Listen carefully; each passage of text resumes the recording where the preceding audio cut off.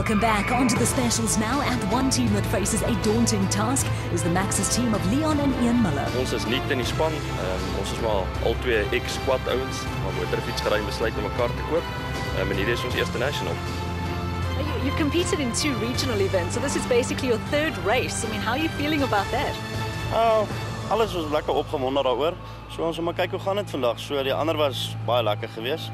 So ons is redelik baie opgewonde oor ons nuwe oor die nationals. So ons sal sien hoe gaan dit. From a Bat Spec 3 to a Cobalt Striker, let's catch up with Jimmy Zahos from Cobalt Racing. We're running new shocks in the car. We designed a whole new chassis, different hubs. The hubs are all in-house, the gearbox is in-house, everything is in-house. So that's why it's taken us 2 years to design and build this car. She's really going to go quick. Well, good luck, Jimmy. One team that didn't need luck in Class A, Herman and Wichert Silvold. The Elegant Fuel pair finished first in their class and second amongst special vehicles to top the standings. Second on the table, Motorride Racing's Evan Hutchison and Donnie Stassen after reaching the flag in 3rd place. The pair got quite lost during the first loop, but it was a much better effort second time round. I can confirm that the route is extremely tricky and I fell out of the roadbook on the odd occasion. In 3rd spot in the championship, Clint Gibson and Gary Campbell in their Dirt Sports Components Porter. The pair loved the race and did well to finish 4th. Despite being covered in camouflage, you can't miss Philip de Vries and Johan Viljoen, 6th place for them. 5th in the championship, the Motorride team of Nick and Ryan Harper. The other set of Elegant Fuel Silvolts, Quinton and Cully, failed to finish. They dropped to 6th in the standings. Keith DeToy and Keith Solomon also secured the dreaded DNF, falling to 7th overall. And the same fate befell Daniel and Lo Zealy from Maxis. In fact, it was their 3rd time this season they failed to reach the flag. Daniel Brooks opted out of the Botswana race, but he was back for Sun City, finishing 11th in his Ducatis property Bat Spec 4. Mark Corbett and Julian Hardy from Century Racing put on an exceptional race, finishing 2nd in Class A to climb to 10th in the standings. The pair just managed to make it to the flag as they were running very low on fuel towards the end of the race. A great result for the pair. There was heartbreak for Lance Trethewey and Spencer Krill. They led for most of the race, but their fuel relay kept clicking out as they went on to finish in 5th. Peter Ruthven and Rian Gelper from Rubicon Racing are 12th in the championship after picking up 6 points for their 10th place finish. Marius Fourie and Jaco van Aert are 3 spots outside the top 10. They experienced a faulty selector switch during the race. Nardis and Louis Alberts had an incredible race, making up loads of spots to finish 6th in class. The man from Botswana, Mogre Mabile, and his co-driver Zelda Niemand reached the finish in 14th place, the 2 points moving them to 16th.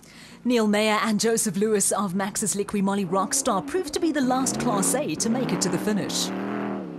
But they're still ahead of Eduardo Agazi and his young co-driver Adrian Rutz in the championship, despite the pair finishing 12th. We heard from them earlier, Leon Muller and Ian Muller. Despite this being just their 3rd race, they managed to pick up coincidentally 3 points. An impressive performance from the Max's Liqui Moly Rockstar duo. Well, they may have been 2nd on the specials podium, but they were 1st in Class A, Herman and Wichert Silvold from Elegant Fuel. Today was just one big battle from the word go. We were in the dust the whole day, overtaking Bakkies cars, taking chances. We are really, really happy. We didn't get out of the car once, no punches, nothing. It was just lucky for us. It was our day. So 17.5 points separate the Silvolds from the Motorride pair of Hutchison and Stassen, while Gibson and Campbell are 3rd with 68 points, just under 20 points off the leaders. De Vries and Viljoen are in 4th spot. Well, despite boasting a smaller engine with less horsepower, the cars in Class P and B often challenge the competitors in Class A, like Colin Matthews, who's with the new co-driver. Colin and I spent a lot of time together in the car, and I have spent a couple of good hours in the car testing with Colin, so I'm very comfortable in the car at least. You do look a bit nervous though. I'm honestly terrified because I've seen the way he drives it when he's testing, so I can't imagine what it's like when there's a win at stake. John Thompson and Marisa Matten were the frontrunners going into the race, and they kept hold of the championship with a 2nd place finish. Despite having a new co-driver, Matthews was brilliant in his Century CR3. Rodney Burke looked the business as the pair secured the victory, not only in Class P, but in the special vehicles category as well.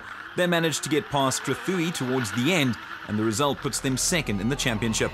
Coetzee and Sandra Labuschagne failed to make it to the finish after taking a heavy hit to the rear, but they remain third in the season campaign. Jeremy Wood and Ashley Thorne also struggled in their AceCo K9. No finish for them, although it didn't hurt their progress too much as they're in fourth place. These two were able to go all the way, Keith Makinetti and Tylo Mochabileli. They didn't compete in Botswana, but they returned to the championship to finish fourth, climbing to sixth overall in their Zarko. And here's the other Makinete, Andrew, alongside Reginald Motabile. Their Zarko Magnum proving to be the last special to cross the line. Ernest Corbett and Martin Hermido from Century Racing managed an impressive third place in their Century CR2, putting them 9th overall. But it was the other Century Racing vehicle that drew all the attention, belonging to Matthews and Burke, the pair doing what they just managed to miss out on in Botswana, a memorable victory. The win takes them to 69 points, still 27.5 adrift of the leaders Thompson and Zermatten. The Labuschagnes, Coetzee and Sandra are third, a further 32 points in arrears. From the nationals to the regionals, it might be short-end distance, but there's no doubt the Sun City 200 is as tough as they